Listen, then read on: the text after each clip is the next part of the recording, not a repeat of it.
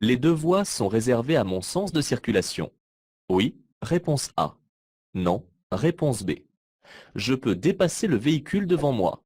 Oui, réponse C. Non, réponse D.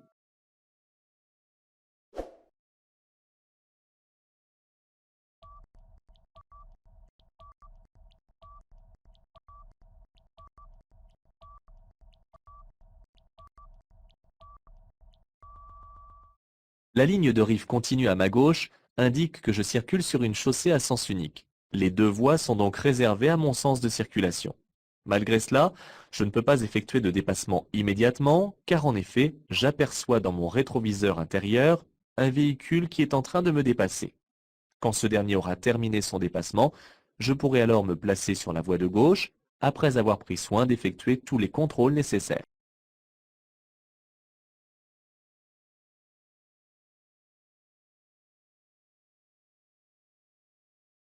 Je pourrais tout de même dépasser les tracteurs agricoles. Oui, réponse A. Non, réponse B. Les troupeaux de brebis. Oui, réponse C. Non, réponse D.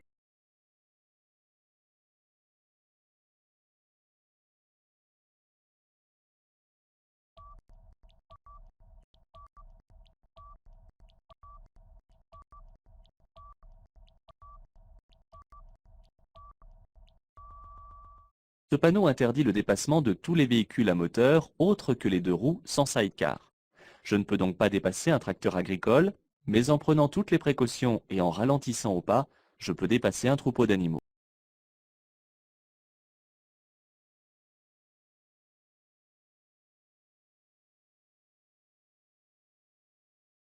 J'emprunte la prochaine sortie. J'ai le temps de dépasser ce poids lourd. Oui, réponse A. Non, réponse B.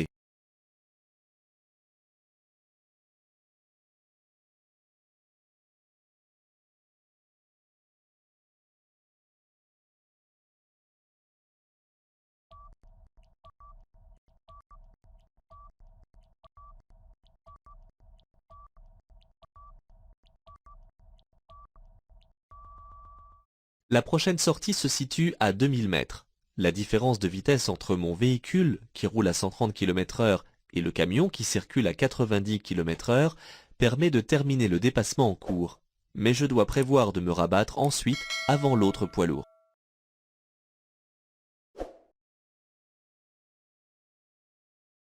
Je peux rester dans la voie de gauche pour dépasser le camion qui se rabat. Oui, réponse A. Non, réponse B.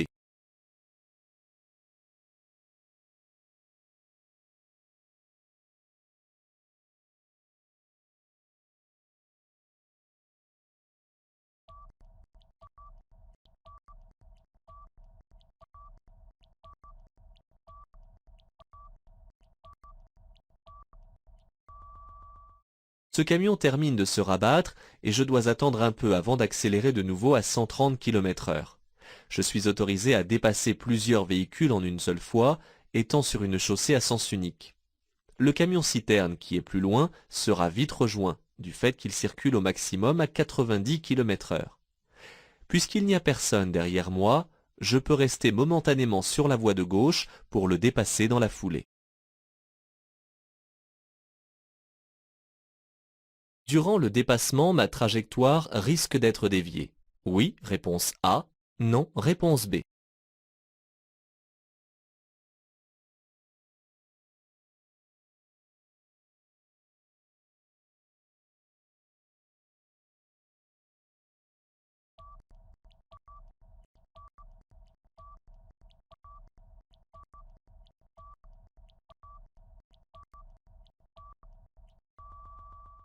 Le camion déplace beaucoup d'air dans son sillage. En le dépassant, j'en ressens les effets sur le véhicule qui aura tendance à bouger et à vouloir modifier sa trajectoire.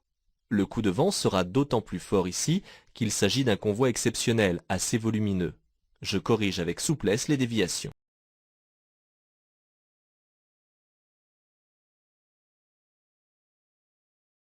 Je peux dépasser ces deux usagers à la fois. Oui, réponse A. Non, réponse B.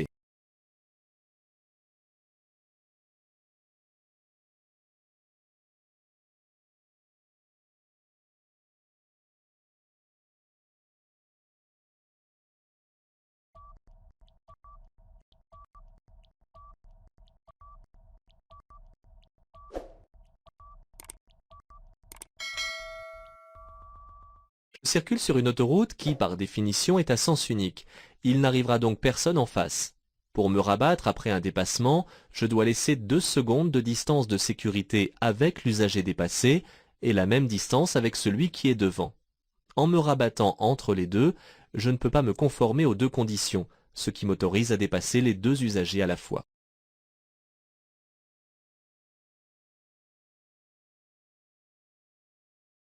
Titulaire du permis E, B, l'ensemble voiture-caravane pèse plus de 3,5 tonnes. Je peux continuer le dépassement en cours. Oui, réponse A. Non, réponse B. Je peux dépasser l'usager devant moi. Oui, réponse C. Non, réponse D.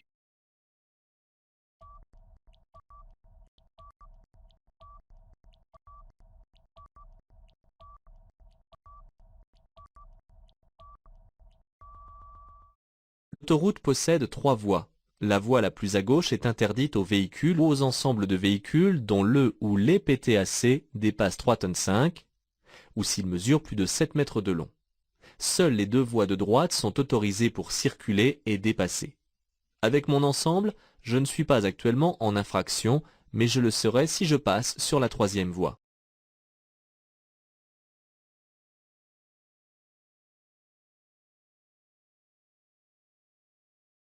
En tant que conducteur novice, ma vitesse est ici limitée à 90 km/h. Réponse A. À 80 km/h. Réponse B. À 70 km/h. Réponse C.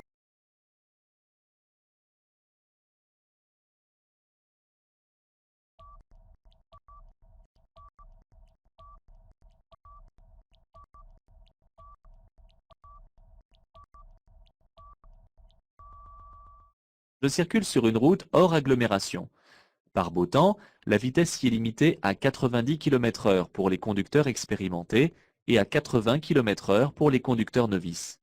Par temps de pluie, comme c'est le cas ici, cette vitesse est réduite de 10 km/h pour les conducteurs expérimentés, mais rien ne change pour les autres.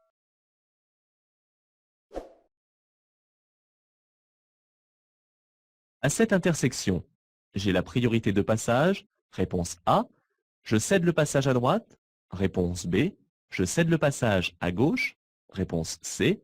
Je ralentis, réponse D.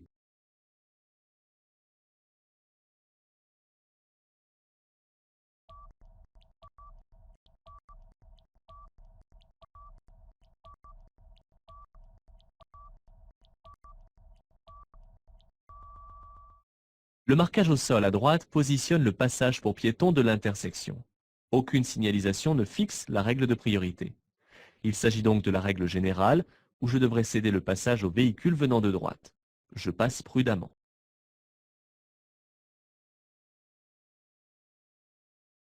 Je me prépare à céder le passage à droite. Oui, réponse A. Non, réponse B.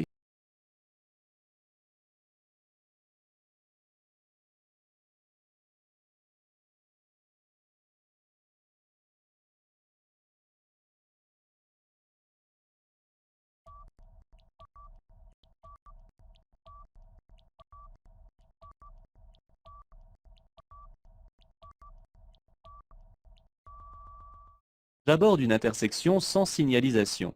C'est donc la règle de la priorité à droite qui doit être appliquée. La visibilité à droite est très réduite, aussi je franchis ce carrefour le pied au-dessus du frein et à une allure permettant de m'arrêter sur place.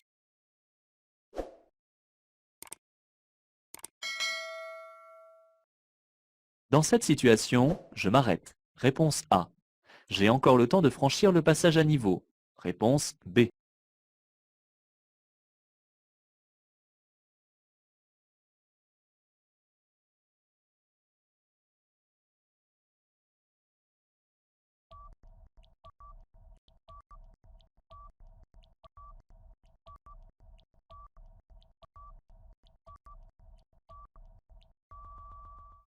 Lorsque les feux rouges se mettent à clignoter, je dois m'arrêter obligatoirement.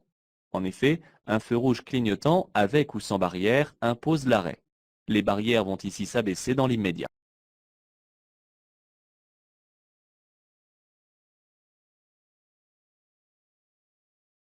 La chaussée va se rétrécir à 50 mètres. Oui. Réponse A. Non. Réponse B. Je commence maintenant à ralentir. Oui. Réponse C. Non. Réponse D.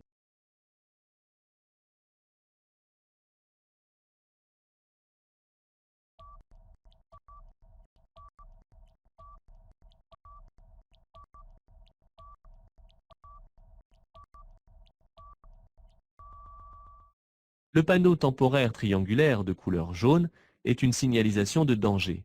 Il annonce un rétrécissement de la chaussée. En agglomération, les panneaux sont placés environ 50 mètres avant le danger. Si la chaussée se rétrécit, je peux rencontrer quelques difficultés de croisement avec un autre véhicule. Je commence à ralentir dès maintenant.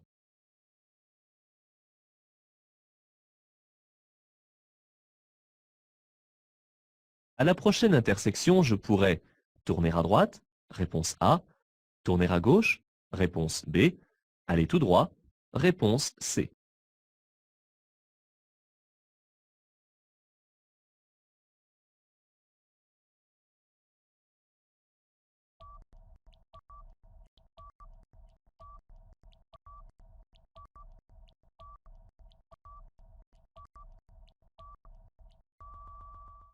Le premier panneau signifie interdiction de tourner à droite à la prochaine intersection.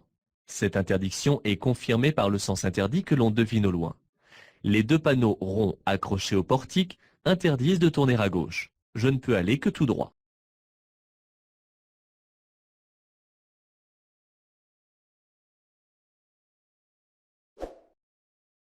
Je suis autorisé à stationner sur le parking de droite si je conduis un véhicule de tourisme. Réponse A. Une camionnette. Réponse B. Une autocaravane. Réponse C.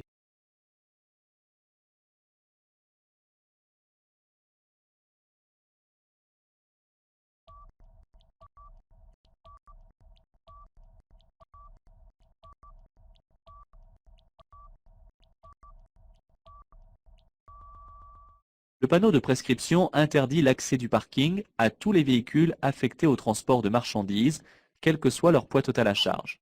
Je peux donc y stationner si je conduis un véhicule de tourisme ou une autocaravane. Attention cependant à la hauteur de l'autocaravane.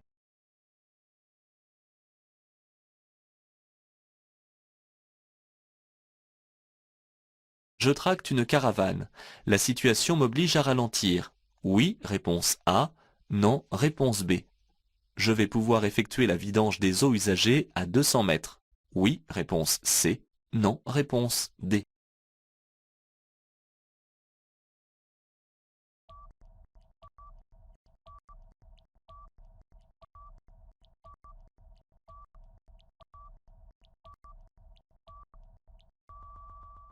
Je tracte ou non une caravane, à l'approche d'un virage, je dois ralentir. Les balises sont là pour me le rappeler. En effet, mon véhicule risque de quitter la route. Le panneau d'information indique un emplacement pour pique-niquer. Je ne vais donc pas souiller ces lieux avec mes eaux usagées. Si je souhaite effectuer la vidange, il existe des installations appropriées.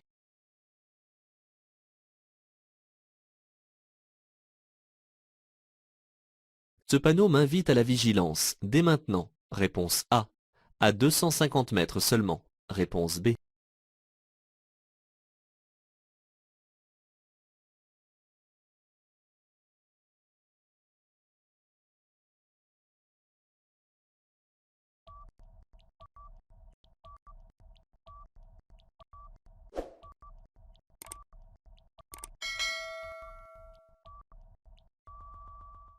Si l'on prend la peine de m'avertir maintenant, c'est afin de me préparer à la présence d'un bus et des usagers qui gravitent autour.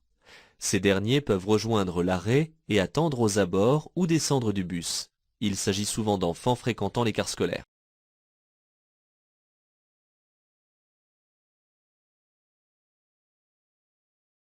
Je peux me diriger dans la montée vers la droite. Oui, réponse A. Non, réponse B. Dans la descente vers la gauche. Oui, réponse C. Non, réponse D.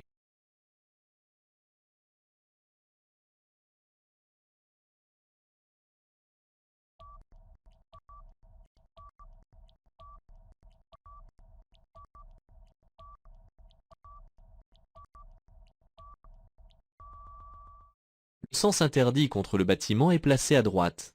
De plus, Le stationnement des véhicules confirme que la rue est à sens unique dans le sens de la descente. Je vais donc me diriger vers la gauche en descendant.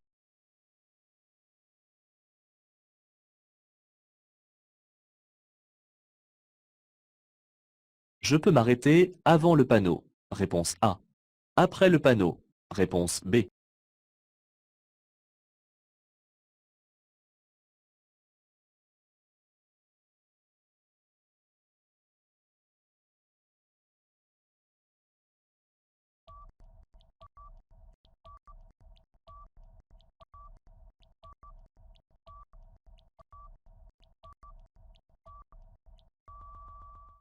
Ce panneau de prescription interdit l'arrêt et le stationnement des véhicules. La flèche orientée vers le haut précise que cette interdiction s'étend après le panneau. Sauf indication contraire, elle sera valable jusqu'à la prochaine intersection. Je peux donc m'arrêter avant le panneau, mais en prenant soin de ne pas cacher la signalisation aux autres usagers.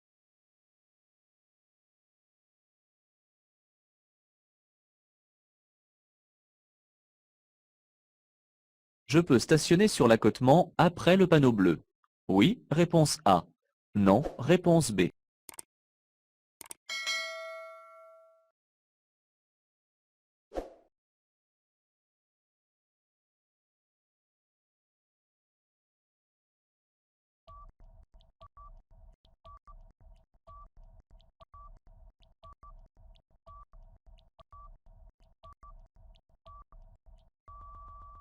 Je circule sur une route à double sens de circulation, et non pas sur une voie rapide. À cet endroit, la signalisation n'interdit pas le stationnement, et l'accotement semble assez stable. Je peux tout à fait m'arrêter ou stationner sur cet accotement, tout en prenant bien soin de sortir totalement de la voie.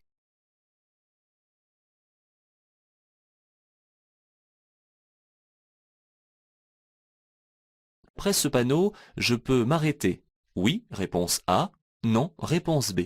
Stationner. Oui, réponse C. Non, réponse D.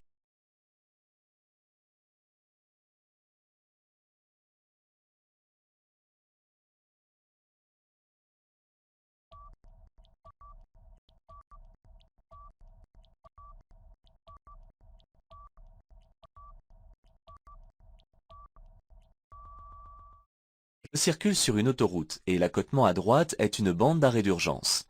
Ce panneau met fin aux précédentes interdictions qui avaient été prescrites. Il s'agit ici d'une signalisation temporaire car le panneau est mobile. Mais il ne met cependant jamais fin à une interdiction d'arrêt ou de stationnement. C'est une exception pour ce panneau.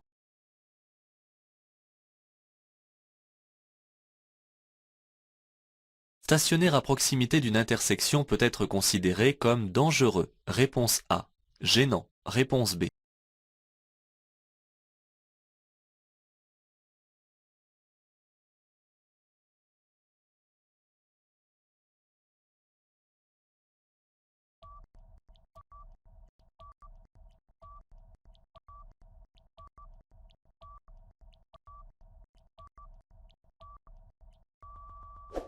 Si le stationnement masque l'intersection, il sera considéré comme dangereux. Cela se comprend. Je risque alors 3 ans de suspension du permis de conduire et un retrait automatique de 3 points.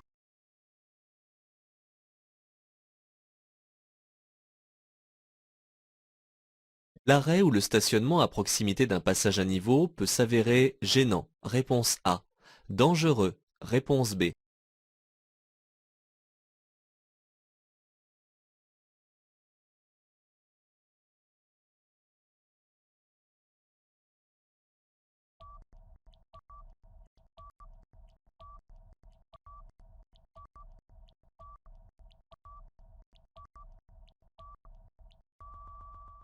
À condition de masquer la visibilité du lieu, il est dangereux de s'arrêter ou de stationner à proximité d'un passage à niveau.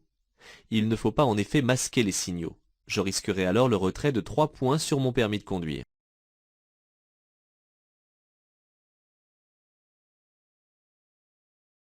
Je circule en agglomération. L'allumage des feux est ici conseillé. Réponse A. Obligatoire. Réponse B.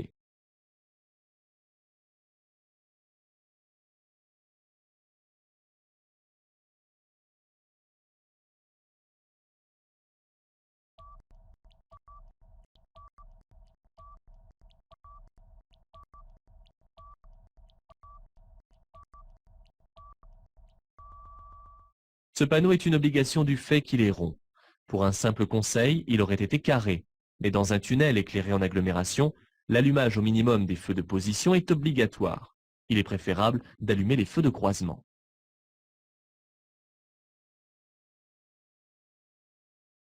Le véhicule arrivant en face me fait des appels lumineux. Je ralentis. Oui, réponse A. Non, réponse B. Je réponds par des appels lumineux. Oui, réponse C. Non, réponse D.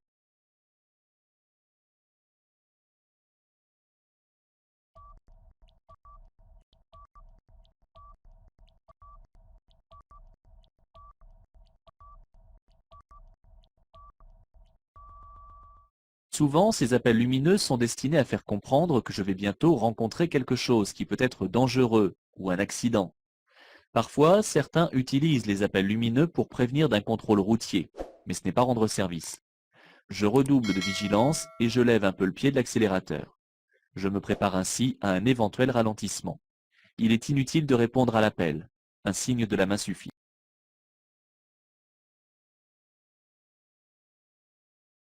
Cet appareil de péage automatique peut rendre la monnaie.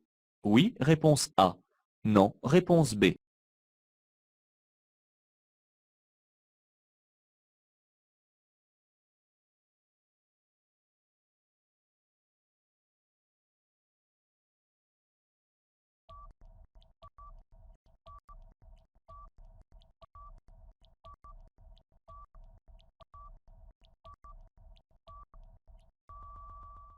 Certains postes de péage sur autoroute sont équipés d'appareils d'encaissement automatique des sommes dues, dans le but d'écouler au maximum le trafic. J'ai été averti assez tôt de la présence de caisses automatiques et du montant exact du péage. Cet automate ne rend pas de monnaie.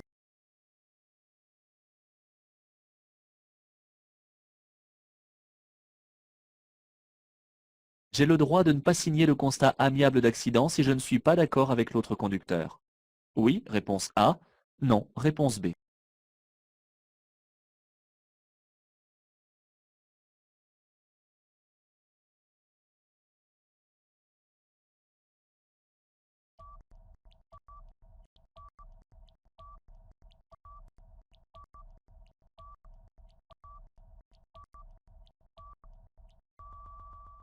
Dans le cas d'un accident matériel, si je ne suis pas d'accord avec ce qu'a inscrit le conducteur adverse, je peux tout à fait refuser de signer le constat. Ceci dans mon intérêt, car dans le cas contraire, ma signature atteste de mon accord sur le déroulement des faits. Dans ce cas, il me faut des témoins, et si besoin faire appel aux forces de l'ordre si le conducteur ne veut rien entendre ou s'il devient agressif. Je ne dois jamais rien signer sous la pression ou dans la précipitation.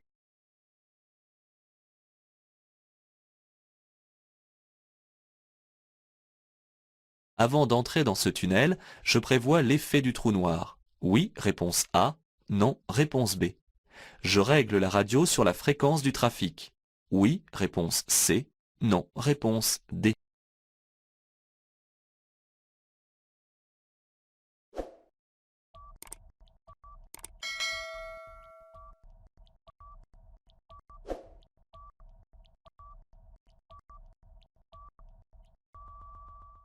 Avant d'entrer dans un tunnel, je prévois l'effet du trou noir dû à la différence de luminosité. Il disparaît au bout de quelques secondes. Je règle également ma radio sur la fréquence du trafic indiquée par un panneau.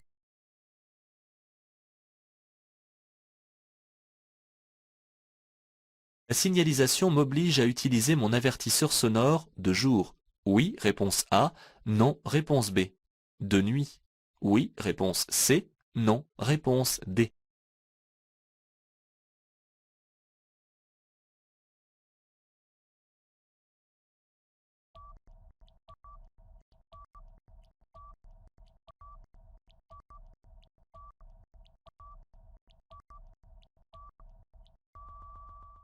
Je circule sur une route de montagne très étroite et j'aborde un virage dans lequel la visibilité est quasiment nulle.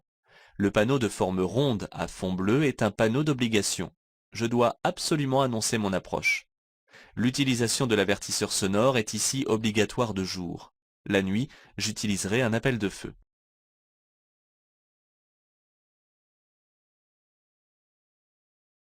En cas d'incendie dans un tunnel, je serai à l'abri derrière cette porte.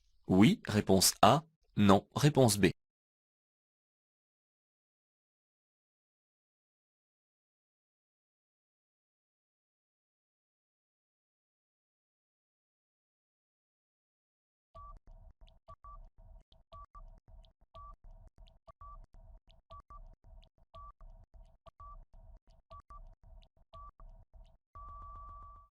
Cette porte donne accès à des espaces de survie qui jalonnent les tunnels.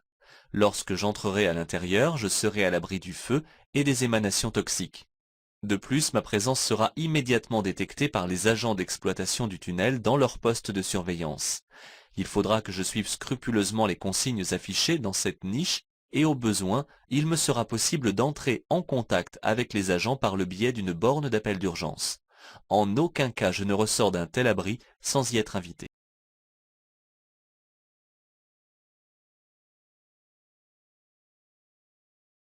La totalité des surfaces vitrées doit être sans étiquette ni autocollant. Oui, réponse A. Non, réponse B.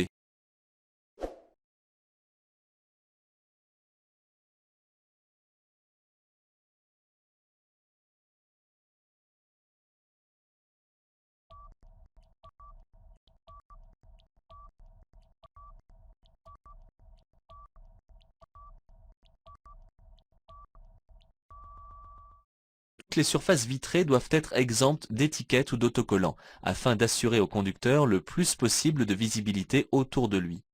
Seules les vignettes d'assurance et du contrôle technique sont tolérées, à la condition de se situer en bas, à droite, sur le pare-brise.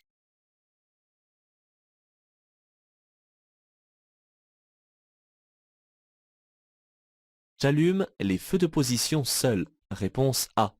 Les feux de croisement. Réponse B. Les feux de route. Réponse C.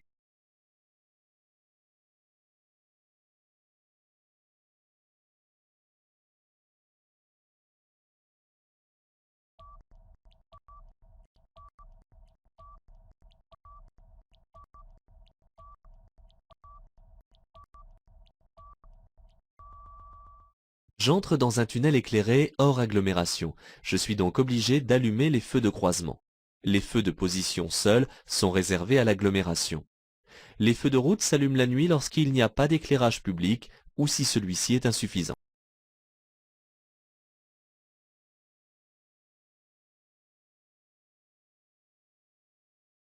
Pour croiser les ouvriers en toute sécurité, je dois ralentir au pas. Oui, réponse A. Non, réponse B. Laisser 1,50 m de distance minimale de sécurité. Oui, réponse C. Non, réponse D.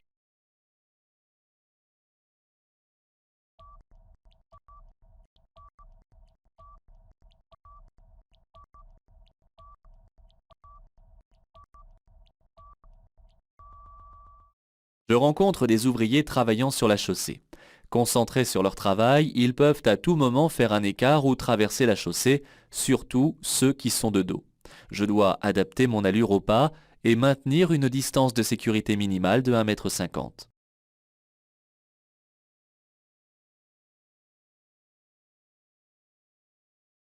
Les usagers du carrefour attendent le passage du tramway.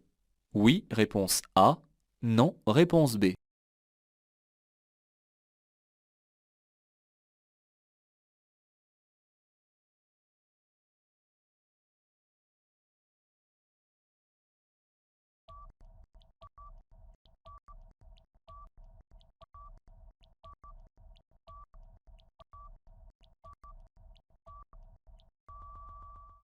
Les tramways intégrés dans la circulation possèdent leur propre signalisation qui est synchronisée avec la signalisation routière.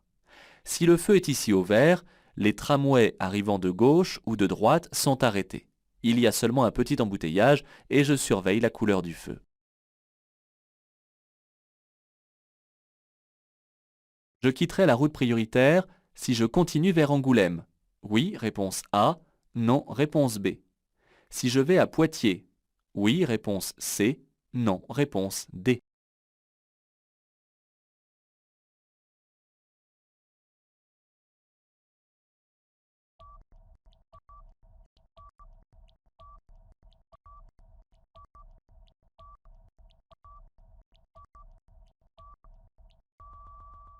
La signalisation indique qu'à partir du panneau d'entrée d'agglomération, je ne circulerai plus sur une route à caractère prioritaire, et ce, quelle que soit la direction que je prendrai à la prochaine intersection.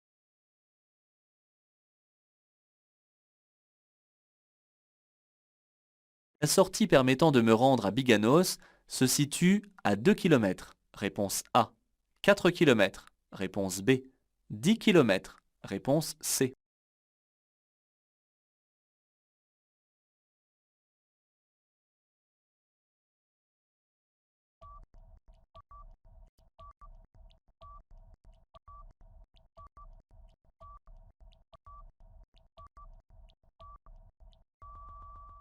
Ce panneau indique que la sortie numéro 2 se situe à 4 km.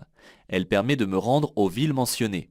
Les numéros qui apparaissent à côté de ces villes sont les kilomètres qu'il reste à parcourir avant de les atteindre.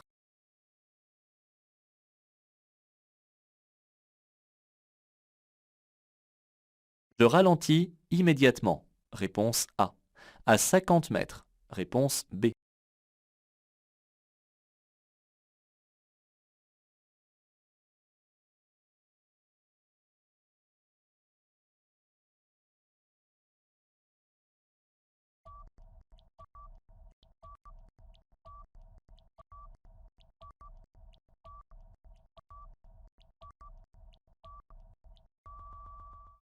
Le panneau de danger annonce un ralentisseur à 50 mètres, puisque je circule en agglomération. Le panneau de prescription, quant à lui, interdit de circuler à plus de 30 km/h immédiatement, et sauf indication contraire, jusqu'à la prochaine intersection.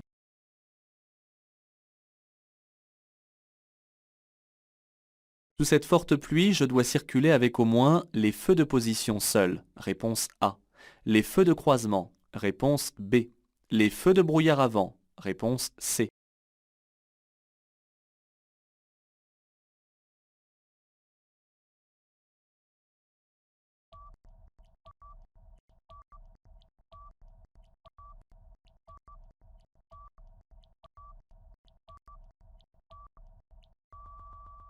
Lors d'une forte pluie, comme ici, ou dès que mes essuie-glaces sont en mouvement, je dois circuler avec au minimum mes feux de croisement. Les feux de position ne suffisent pas pour être vus, tandis que les feux de brouillard avant ne sont que facultatifs.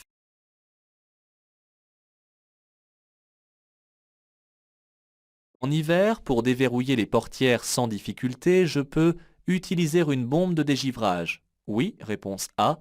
Non, réponse B. Graisser les serrures avec le liquide de frein. Oui, réponse C. Non, réponse D.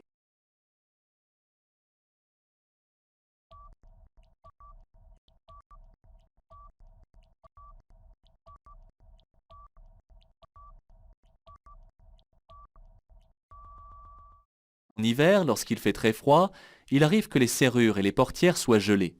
Par prévention, je peux alors graisser les serrures en y introduisant plusieurs fois la clé après l'avoir trempée dans le liquide des freins. Je peux également enduire les joints des portières avec de la vaseline ou de la glycérine. Enfin, si je n'ai pas pris ces précautions, je peux toujours pulvériser le liquide d'une bombe de dégivrage sur la serrure.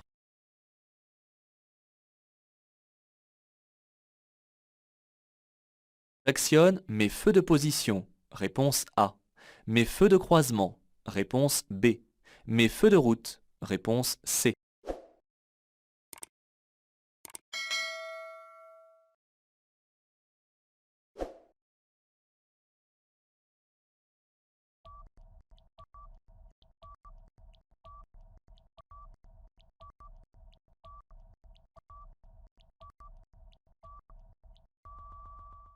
Je circule sur une autoroute et je vais entrer dans un tunnel éclairé.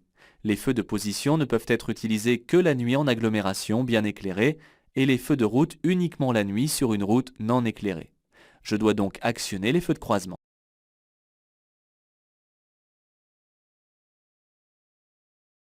Mon passager risque de rater son train.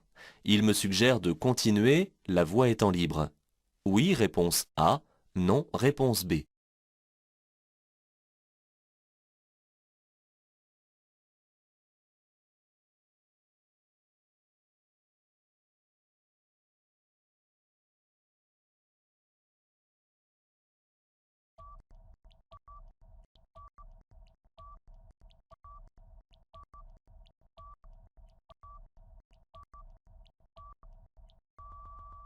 En circulation, je dois être très vigilant par l'influence que peuvent avoir les passagers sur ma conduite.